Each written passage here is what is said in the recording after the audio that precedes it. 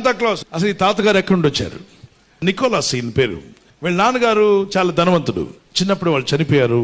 ఇతను ఎదిగిన తర్వాత దేవుని సేవకుడుగా, ఒక బిషప్గా, సంఘాలకు ఒక అధినేతగా ఆ రోజుల్లో ఆ ప్రాంతాల్లో ఉండేవాడు. మరి ఇతనుకున్న రిచ్నెస్, బోల్డ్ డబ్బు ఉండేది. దీన్ని ఏం చేసేవాడంటే పిల్లలందరికీ గిఫ్ట్లు ఇవ్వడానికి వాడాడు. క్రిస్మస్ టైంలో పిల్లలు ప్రార్థన చేస్తుంటే అక్కడ రాసి పెట్టమనేవాడు. నాన్న మీకు ఏం కావాలో ప్రేయర్ చేసి నాకు పలాంది కావాలి జీసస్ అని రాసి అక్కడ పెట్టమనేవాడు. సో అక్కడ పలాంది కావాలని రాసి అక్కడ పెట్టేవాళ్ళు.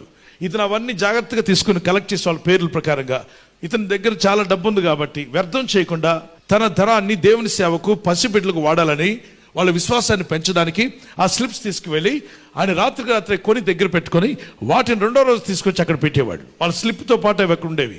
పిల్లలు ప్రార్థన చేసాం నిన్న, మాకు దేవుడు జవాబిస్తాడని మళ్ళీ చర్చికి వెళ్ళి చూస్తే చర్చి దగ్గర ఎగ్జాక్ట్గా వాడు ఏం ప్రార్థన చేశాడో అదే గిఫ్ట్ అక్కడ ఉండేది. అది చూసిన వెంటనే వారు గంతులు వేసి జీసస్ మాకు ఆన్సర్